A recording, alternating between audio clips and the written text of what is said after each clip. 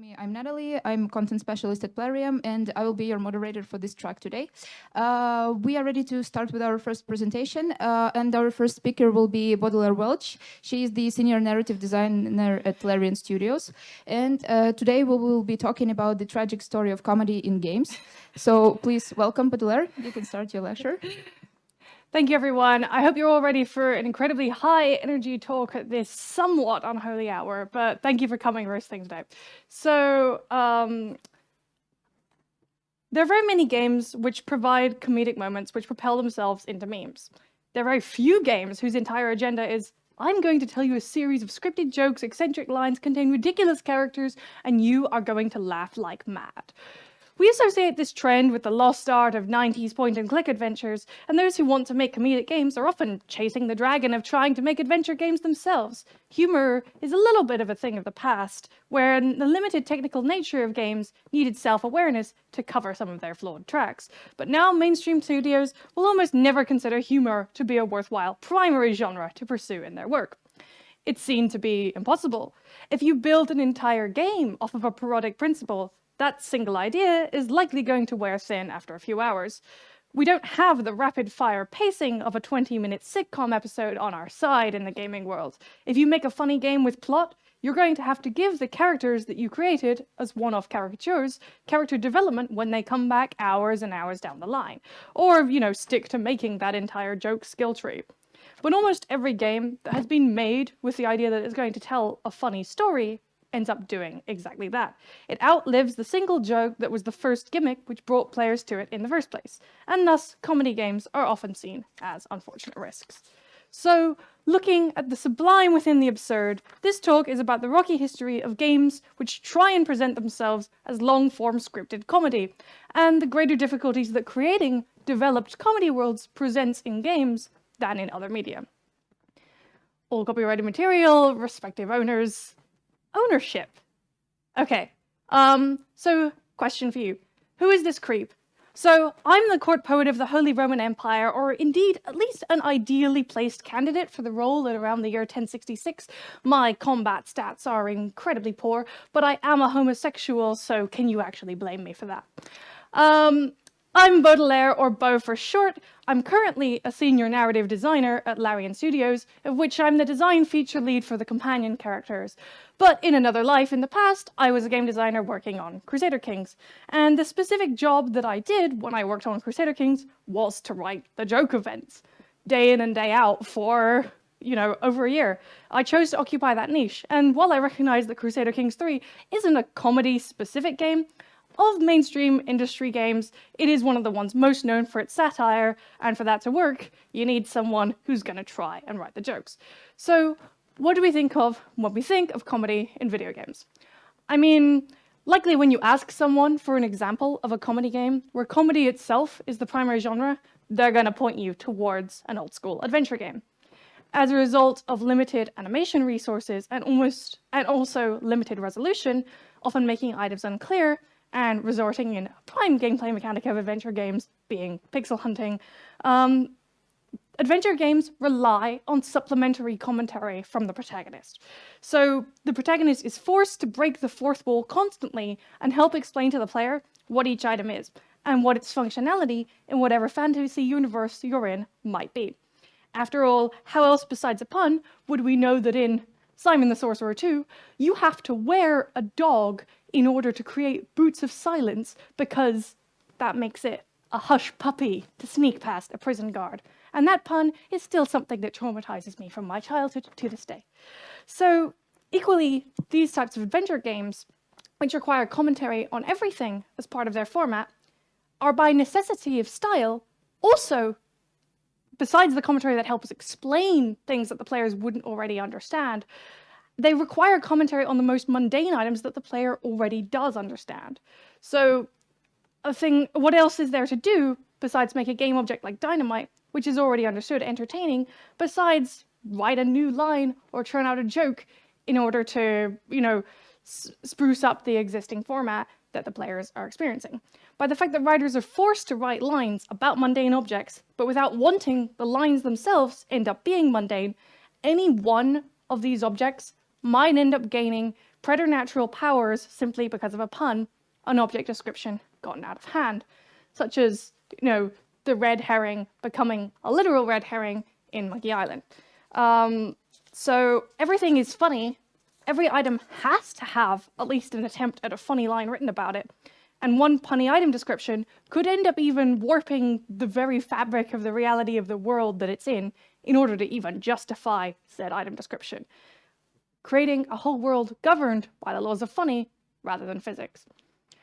However, I don't want anyone to think that while old school adventure games are perhaps everyone's initial thought when they consider comedy game genres, that I don't care to distinguish between different game genre types beyond making a comparison of modern comedy games versus old school adventure games.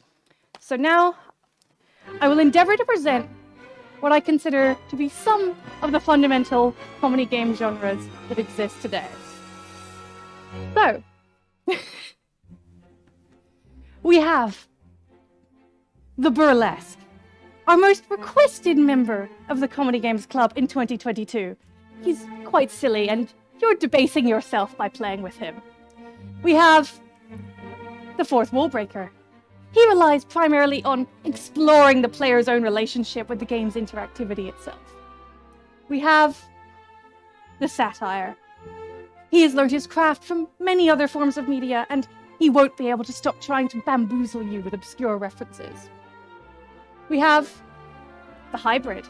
For him, comedy is a core principle, but not part of the core loop. We have the Emergent Impossibility. This is a game where, there's no way that the developers intended for this to actually happen in this game. It's much too silly. Darling, yes they did, of course they did. And finally, the Misunderstood, a term I will just use for games which don't fit into the above categories. A game trying to do its own thing and forge its own genre. But remember, before I get into elaborating on these, as my favorite video game critic once said, to define is to limit. It's ultimately fairly arbitrary of me to spend time boxing everything into subcategories. These are only here to explore cultural trends, and any game could really be gerrymandered into any which one. Equally, many of these games will be members of multiple of these categories. It's just a basis off of which I'm going to make a thesis. Let's go. So, firstly, the Fourth Wall Breaker. So, these are games which challenge players to rethink and become aware of the fact that they are playing a game in the first place. I'm talking about Stanley Parable, There's No Game, Doki Doki Literature Club, Frog Fractions, This Is the Only Level, Cookie Clicker, that sort of thing. They parody the sheer concept of our assumptions about interactivity.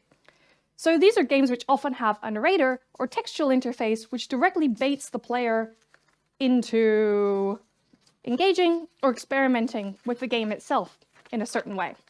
Usually the game itself functions as a form of unreliable narrator, and the player needs to figure out a way to beat the concept of the game itself. In these kinds of games, we end up becoming aware of all the hoops we're used to jumping through simply to continue playing, and all of the nonsense skills that we're generally forced to learn in order to be able to complete any kind of game in the first place. After all, games are the only non-passive form of comedy. Sure, I could say that someone like me getting up on a stage and forcing audience participation in an act of alleged stand-up might count as non-passive comedy. You there in the opera badge, what's your favorite game that was released for the Amiga between the years of 1987 to 1992? Thank you, sir. But honestly, we're dragged through the often humiliating act of learning totally impractical skills for the sake of playing games all the time. I often think mournfully of Martin Ceto Pants trying to speedrun the Just Cause games in 30-hour sittings at a time, or things like Watch for Rolling Rocks in half A presses.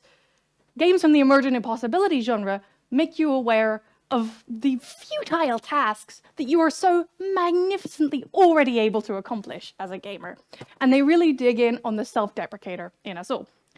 The Fourth Wall Breaker as a genre term could also be used as a term for any game which involves the player themselves as a dynamic object of ridicule, for the way that the player chooses to interact with the game.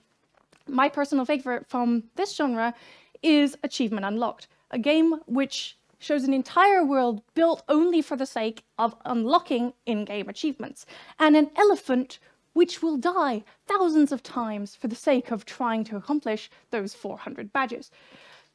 You players often unlock up to 20 achievements at a time. The UI is overcrowded with games jargon constantly. The player starts by performing in-game tasks, but quickly as you realize what's going on, the user experience itself becomes the game that you're playing, as you're forced to alter Java settings, auto quality, open the game in multiple browser windows, look into the game's code, the list goes on. And all for no reward whatsoever, beyond getting hundreds and hundreds of video game achievements. So, the next category, the burlesque. So, this is one of the main cultural changes I want to highlight in this talk.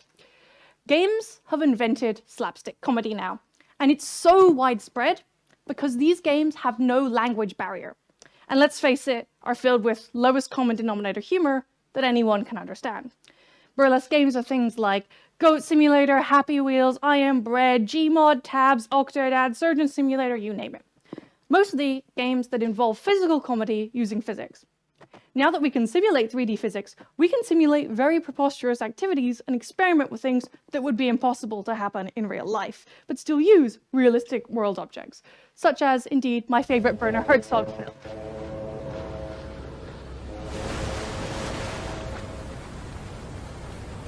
So,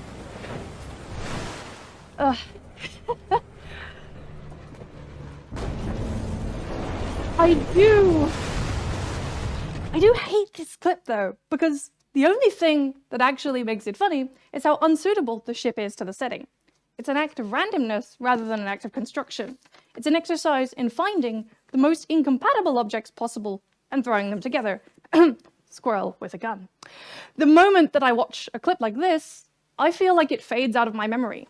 I'm never going to easily be able to repeat what I've seen as an anecdote to my friend. It's never going to be funny when I describe it out loud.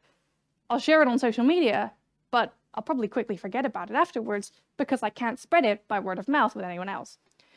I don't personally feel that games that include humor of this sort of 3D physics variety were enabled or came to precedence because of new technology simply allowing them to be simulated.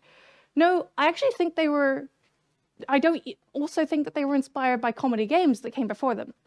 Rather, I think they were influenced by another cultural phenomenon altogether. So, in the year 2012, when I was about 13 years old, I assembled a gag reel of silly moments from Elder Scrolls Skyrim, crapping it out after about 2 hours of filming. This included things like spawning monsters in unreasonable locations, NPCs exploding themselves, people falling by accident, trebucheting bodies, you know, like, you name it. You've seen this sort of thing before. And flying the banner of the venerable Bandicam logo by my side, and, as you can also see, with about 15 FPS under my belt, I charged forth with my masterpiece, 20 fun things to do in Skyrim, and in about 6 months, it accrued 3 million views and yielded me, as a child, thousands and thousands of pounds of ad revenue immediately when I was a kid. And oh boy, did I then also squander some hefty centuries of my teenage years making more of these. But these types of gag montage videos, partially because of this sort of monetization and YouTube phenomenon, displaying these types of videos which display a montage of moments from a comedy game or a gag reel like mine, which is a montage of funny moments from another game, are the most widely spread form of video game comedy available and the one that makes the most money. I bring this up because I feel no functional difference in the emotions or experiences that I get playing a physics-based comedy sandbox game like Goat Simulator versus how I felt when I was launching up Skyrim with the noble aim of crapping out another video to extract ad revenue off of fellow children. Players will always try and break the confines or immersion of an immersive RPG and do the silliest possible thing within these confines. Things like tabs are grounded in player desire to break NPC behavior in other games. Things like Surgeon Simulator are grounded in player desire to create a disproportionate amount of splatter gore in other games that feels totally inappropriate to what's in there. So the reason and thought process behind us laughing at ragdolling in a Gmod setting, which is designed to make us laugh, is not really any different to the player desire to mow down pedestrians in GTA. And I think that the latter paves the way for the former. So when I talk about this game genre of comedy as burlesques, it's because to me, physics-based comedy sandbox games feel like cabaret montages of buggy or immersion-breaking silly moments from modern RPGs. Except if you get a sandbox designed to give you funny tools, like in Gmod, the burlesque games don't require creativity that much on behalf of the player in order to engineer funny. They're already given funny wholesale. But breaking RPGs to create funny moments within them often do require someone particularly determined to mod or break an existing game, and a little element of creativity. So, moving on, the Emergent Impossibility genre. So, to me, these are strategy games with a core loop that can easily induce silliness. To me, these are things like Crusader Kings, Rimworld, Dwarf Fortress, Worms, Lemmings, a lot of the attitude of Bullfrog games as well. These are games which contain systems designed to cause comedic effect, over being sandboxes for free-form comedy, like burlesque games are. The way the user interacts with the system means that silly moments emerge in the midst of strategic decisions the player is making. It will often feel like a 1 in a million chance that an edge case behavior that causes these systems to create something ridiculous has actually been crafted intentionally by the developer. The user must feel that to some extent, it's their observations and actions which are creating something ridiculous. When I was working on Crusader Kings, in order to achieve this feeling, I applied one solid principle in terms of where I would allocate my design time. For every storyline, make a very solid general version which can apply to as many players as possible. Then make another version of the same event, or unlockable version, that's only possible if you have the most unlikely set of circumstances that leads up to it. So for example, this is the story that I wrote for Crusader Kings, where it's a general event that any ruler could get, where someone offers to build you a secret passage in your castle, but if you have the gluttonous trait and you've been eating a lot recently, they offer to craft you a cake winch between the kitchen and your bedroom so that you can hoist cake in the middle of the night. Different unlockable situation that applies to maybe 1 in 50 players or something like that. So for a game like Crusader Kings, or for an Emergent Impossibility game, I implore you with these few words: there's no such thing as an Easter egg. The whole game works off the idea that you can't quite believe that the game itself has somehow recognized the set of circumstances that you're in. A lot of satire in scripted writing works the same way. It's much funnier if it makes you feel clever for recognizing a really obscure reference. Things that provide a sense of incredulity often get through to people. So the hybrid, let me have a look here. Hybrid games are really just a term that I would use for any game which isn't primarily a comedy game, or doesn't try and have a core loop in its gameplay just for the sake of comedy in and of itself, but has comedic tones as a central premise of its presentation. And one of my favorite examples of this are Tim Curry's segments in Red Alert, sandwiched between quite standard RTS gameplay. Commander, you've rained on my glorious parade. For this, I'm sending everything I've got at you. But I won't let you have the satisfaction of catching me. I'm escaping to the one place that hasn't been corrupted by capitalism. Space! Moving on from that one. Or yes, funny moments within games that don't just have a funny premise, such as things like the cow trebuchet in Stockholm. Moving on to a game that I'll also talk about further on down the line, Satire. Satire was invented in the 18th century when witty gentlemen discovered that they could use the printing press to disseminate jokes of crude nature about their rivals, often involving poop, to the wider public. Today, however, when I'm talking about satirical games, I'm going to talk about games which have humor ingrained in their world design and immerse the player in an alternate world which has characters, scripted dialogue, and settings based off of many disparate jokes, but ones which all fit together. So A moment of clarification, parody and satire are not the same thing. Parody is targeted, poking fun at a very particular thing. Satire is a work ridiculing or ironically reworking an entire theme, genre, fashion, ideology, society, or broad particular category. Satire appears to belong to some genre or movement, and it deliberately subverts that genre or movement for comedic effect. And somehow everything still fits into being a part of that movement, while the work is irreverent and disrespectful towards the things that make it what it is. Pure parody is very specifically tied to one work or author and relies heavily on familiarity with that exact source material. Anyone can enjoy how Monkey Island satirizes the golden age of piracy, and it makes sense if you've never been on a Disney ride or watched an Errol Flynn movie. But if you want to enjoy Lord of the Rings, you're probably going to need to know exactly what happens in Lord of the Rings, because Lord of the Rings is just a direct parody work. But of course, a satire work, like Monkey Island, can have direct moments of one-to-one parody, like when you're in the jail in Monkey Island 2, and there's an exact moment parodying the exact scene with the jail dog from the Disney ride. So satire games are often tonally indeed like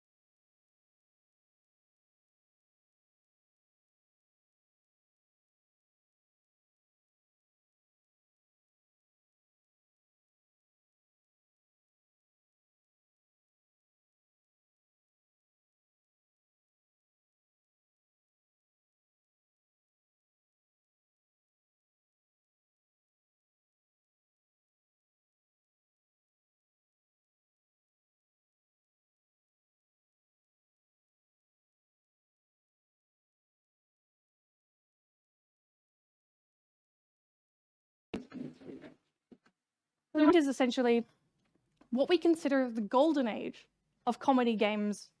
There's very little resemblance to the comedy games that are coming out today, and it doesn't feel like the most famous comedy games from the 90s have paved the way for modern innovations. These periods of the genre feel really irrelevant to one another, and culture which demands rapid-fire visual imagery has caused this. I would say, truly, aren't we working backwards? We used to have a form of high art, social criticism, biting wit, over-constructed sentences. Surely the fact that comedy games invented slapstick after they invented satire and scripted comedy means that progress is reversing. Doesn't it?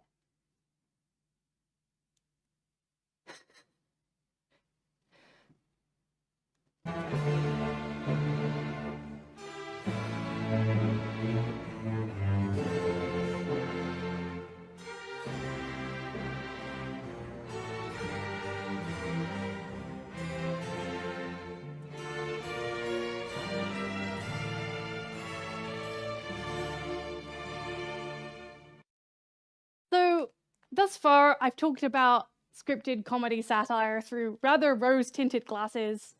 Satire games from the 90s, in my very arrogant opinion, have the potential to be the foulest works that our industry has quite literally crapped out. Bad satires are filth at their best and quite literal war crimes at their worst. And the reason burlesque games, physics-based comedy sandbox games, are so popular is because they're almost impossible to mess up.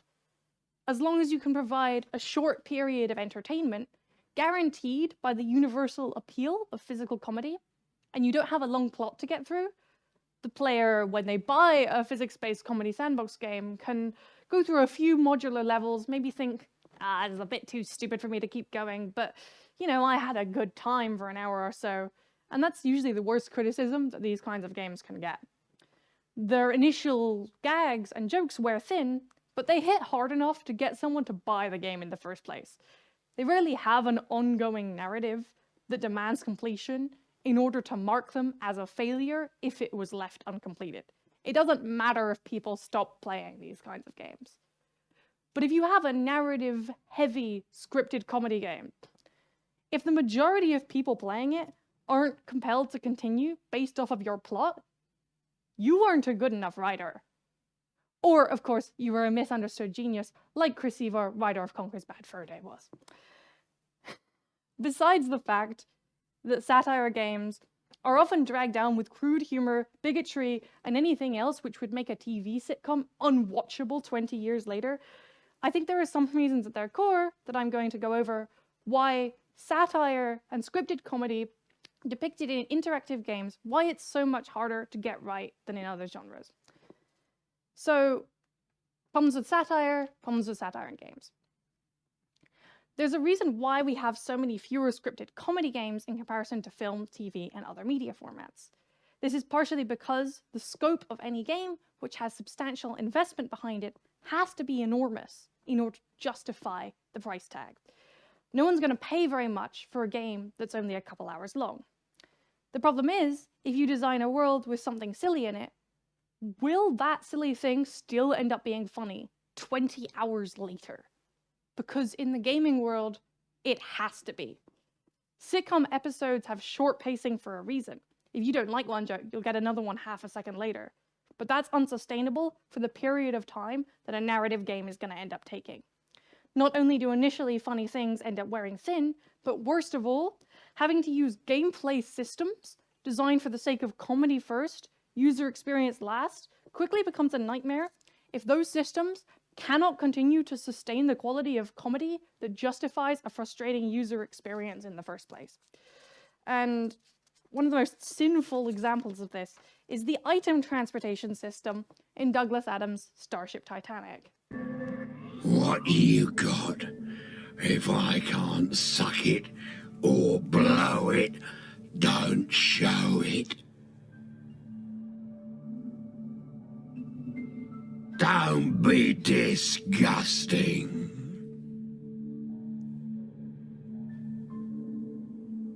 How do I work? You want a manual? Show me what to suck, and I'll suck it. Tell me where to blow, and I'll blow it.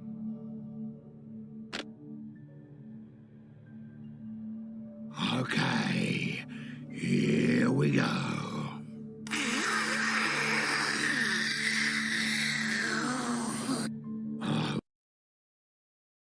I love this very officious obscenity. Meeting these creatures in Starship Titanic was my favorite part of the game for the first few hours when I was playing it. However, the problem is, every single room of the game has one, which wears them thin incredibly quickly.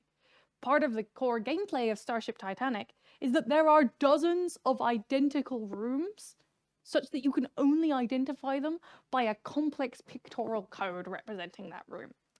So you need to memorize many of these codes and program them into devices such as the sucker mats in order to move objects between rooms which are there. But the thing is, not only do you need to memorize very tedious codes and punch them into a sucker mat, seeing them again and again and again, but if you ever lose an object, you need to search for dozens of identical rooms in order to find where you left it, each time going through that dialogue with the sucker mat and losing yourself in an endlessly maddening and tedious fellatio. Using this silly inventory system is one of the most grueling features of any comedy game that I've played. It's intended to be designed to highlight one of the jokes that they think is best about the game, but when you overexpose it ad nauseam, it ends up becoming one of the things that pains you the most. So much of comedy game design feels like it follows this model. Someone comes up with a pun or innuendo on the design team, but once that joke is there, they like it so much they can't let go of it. It has to become a system, core part of gameplay. Some jokes should only be said once. On top of needing to sustain jokes for the gameplay duration, as I said earlier, the games industry is one of the few workplace environments where you need to turn up every day and write jokes. That's not the way that writing structure for TV or movies works at all. They work seasonally in terms of how the writing team works. In the games industry, that also means that what happened is that often I would not be able to think of anything good for Crusader Kings, but I'd need to write something and it would just be put in the game no matter what I wrote on that day. And hence there is an anime beach episode in Crusader Kings that I wrote when I couldn't think of anything else to put in the game, and the words fan service. Often, when writing something of this kind of nature, I would come home after a long day of work on Crusader Kings and think to myself, was I actually funny today? Or did I post cringe? And very often the answer was, my friends, that I had posted cringe. So, beyond this, the sheer quantity of abysmal satire games which have been produced as a result of wearying writing, miserably belabored mechanics, now makes it seem like a terrifying prospect in the modern world to propose anyone make a scripted comedy game with any kind of budget nowadays.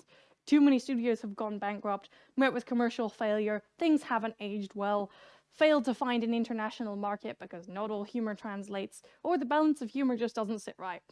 It's seen as a huge risk to bet on a scripted comedy game, rather than a physics-based burlesque game, which has universal appeal.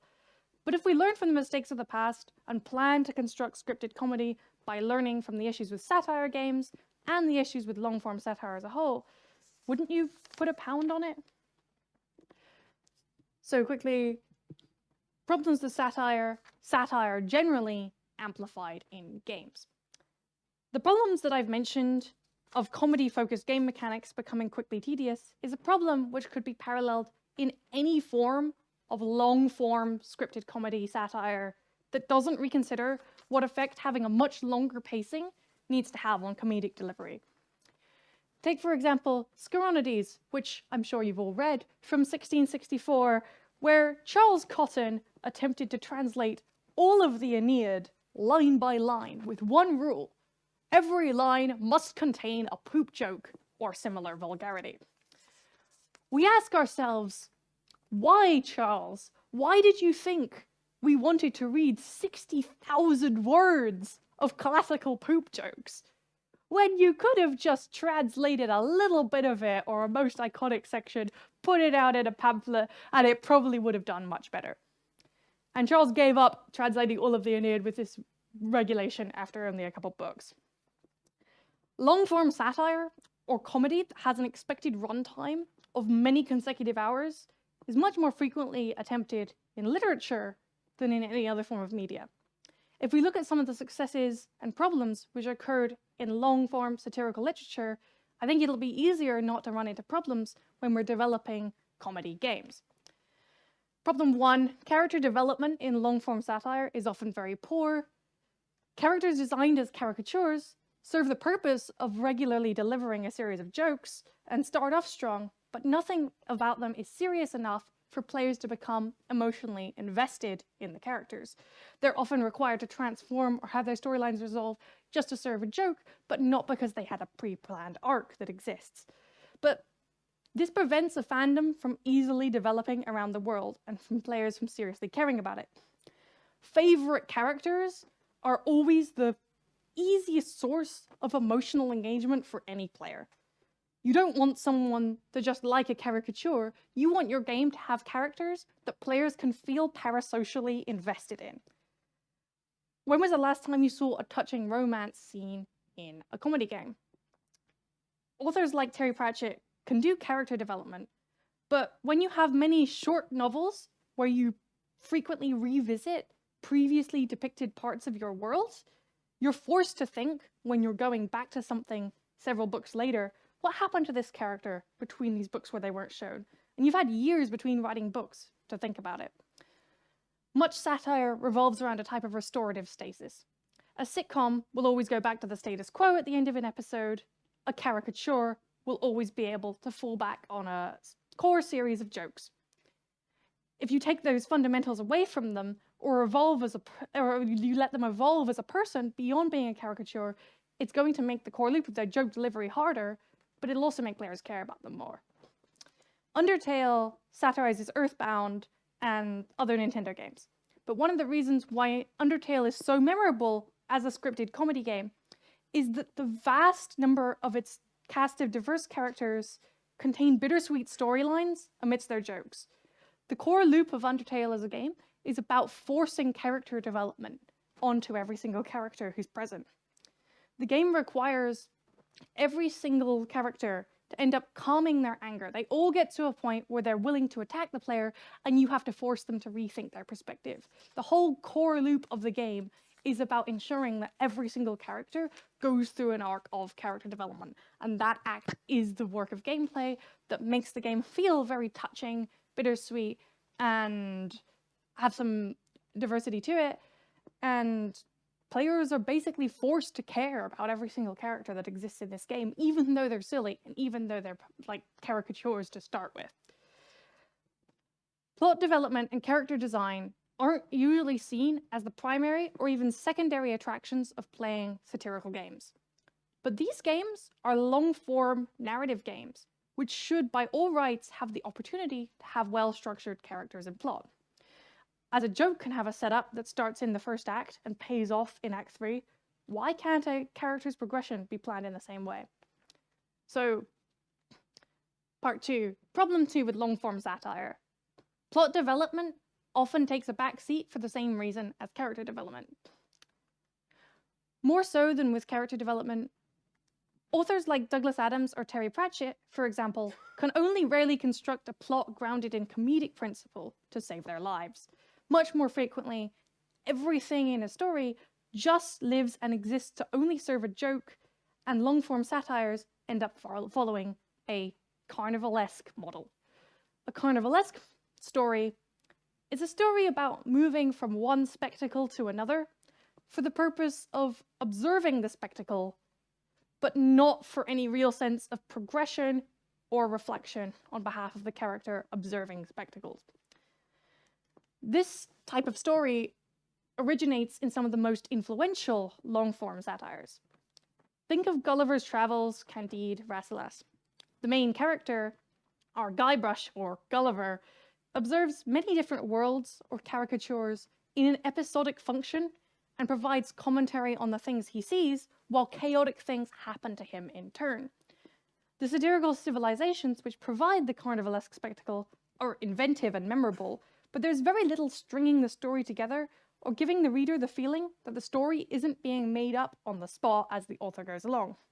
and I mean, it often is being made up on the spot. It's very difficult to plan a story like this on a cosmic scale, especially if all your characters are just planned to be one-note caricatures that you don't intend to put any emotional arc into. If you intend to read carnivalesque works in short sessions, they're fun. But the thing that compels you to continue is not because you're promised any emotional resolution to what you're seeing, but it's just because you're feeling a sense of hedonistic enjoyment where you're just enjoying each thing that you're seeing. And it's fun.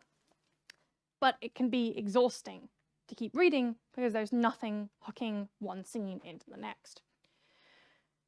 Douglas Adams deciding that the major plot of Hitchhiker's Guide to the Galaxy 3 would be based around cricket jokes and a direct parody of the sport made me dread to continue it. I'd become really invested in Marvin the paranoid android, one of the main characters from the first two books, and knowing that poor Marvin's fate was going to be knocked around by English sporting puns made me weep to continue this book. Sometimes comedy requires levels of emotional investment. Sometimes comedy requires something to be taken deadly seriously at the base level, and then for layers of subversion to be added on top, rather than to subvert everything entirely. If I'm playing Conker's Bad Fur Day, as I often don't, and the whole game suddenly turns into a grating parody of The Matrix for the last section of it, and the whole story resolves itself by just stealing all of The Matrix's plot and ending the story with The Matrix's plot. Any humor from seeing a crude parody of a piece of pop culture is going to be vastly overshadowed by the fact that if I'd happened to be invested in the game's own story and characters, their writing and development has just been thrown out of the window in order to facilitate this carnivalesque spectacle. In contrast, conversely, this game opens with the only joke I laughed at while playing the game.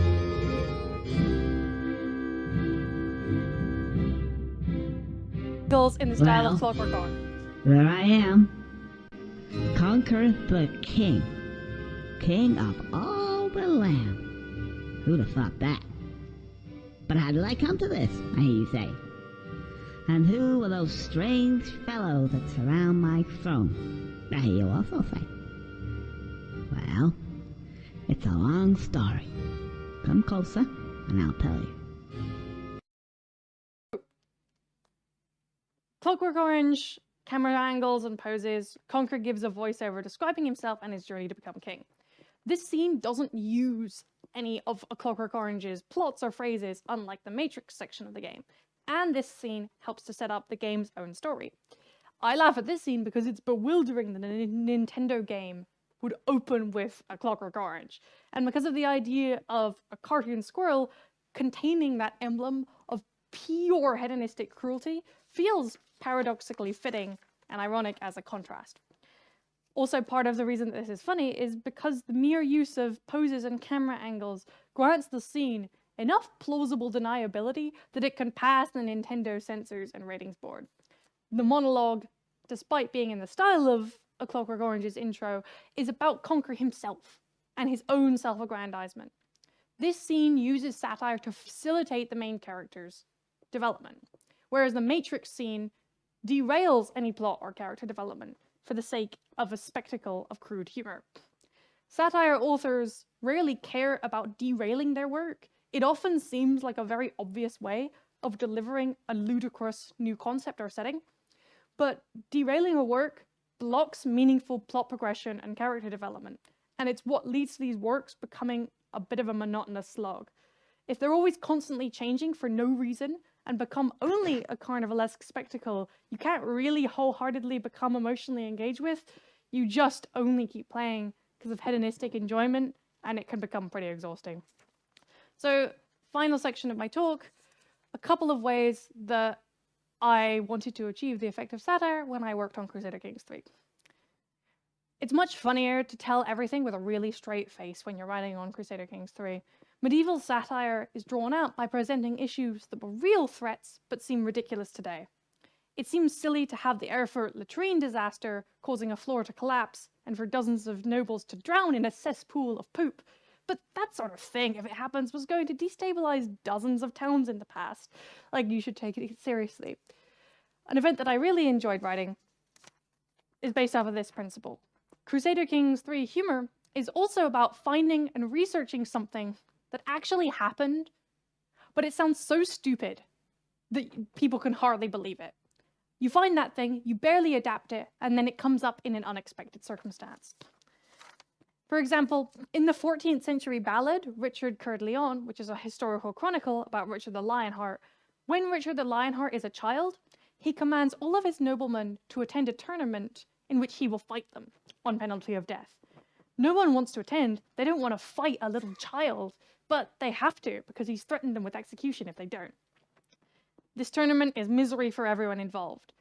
They watch as the Child King starts slaughtering his own noblemen for sport, powerless to do anything.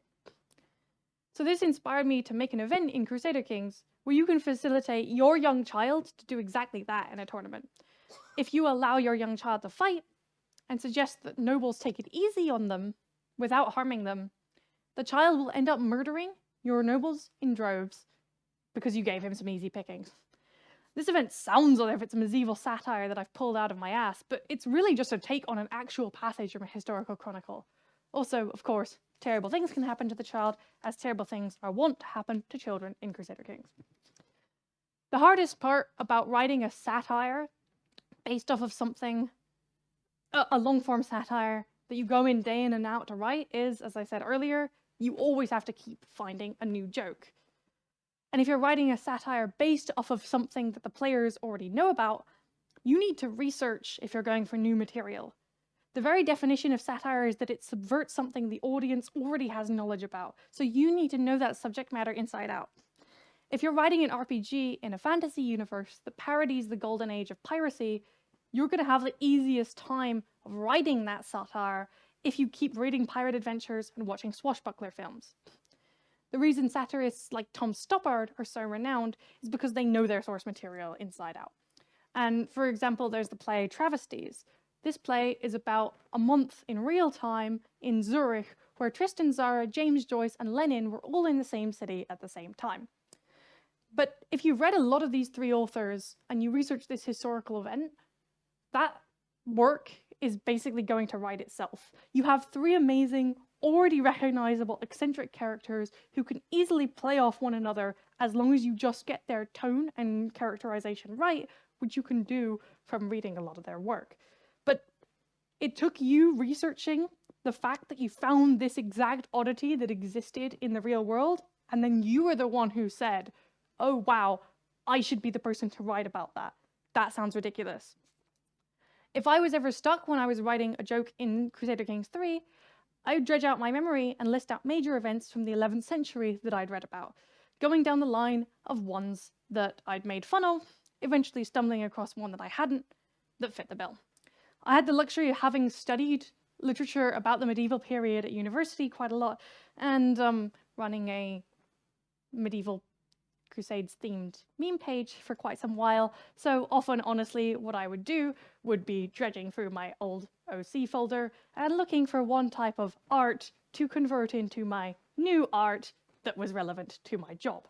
But if you design your satirical game to have very obvious source material or reference materials that it's subverting, you'll always be able to go and find something new to excavate from the depths of your mind, rather than resorting to a joke that isn't topical to the theme of the game, or worse of all, not bothering to write a joke at all for that part of the game. I think I don't have that much time left, so how much time do I have left? Like 5 minutes, right, or something like that. Okay, cool. So, in summary, this is my advice on if you're writing for games comedy. There are points to take away from what I've just tried to do.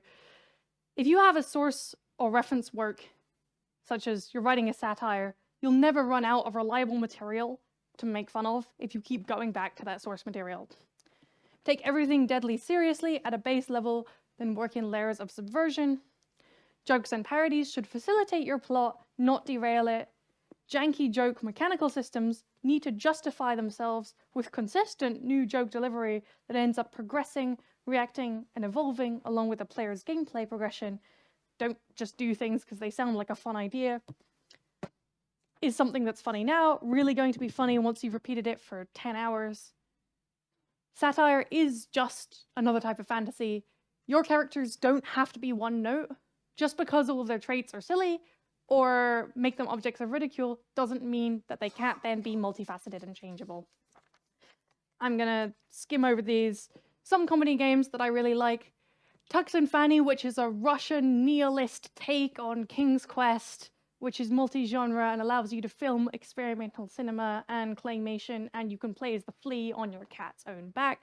Closer, the Game of the Year edition, which is about learning a new baseball pitch when you're a member of a famous baseball team by playing erotic hentai visual novels about baseball with Slavoj Žižek by your side. Hymn to Space Outlaw, many of you will probably know about this game. I think it's one of the best examples where every single layer of the world building that exists in this game is done on a microcosmic level just to try and create a vision of an entire world that's funny in every single way, funny at every single level, and has a completely ridiculous worldview where every single thing has been thought of, oh, how can we do world development that is funny first and presents everything else secondly, but still has a really consistent story and feels like it all fits together perfectly. So my final note for my talk, and I'm going to end here. Why do I actually think that we should make comedy games that are like these? Why do I care so much about this? One of the things that I really admire about scripted comedy and satire is that it's so historically been linked to being able to make social criticism and critique the world around you. So much of satire is political satire, and the games challenge players, or satire challenges people, to rethink something that they already know about. And a part of me admires the worldview of the adventure game protagonists beyond anything else. Adventure game protagonists are always people who are talentless.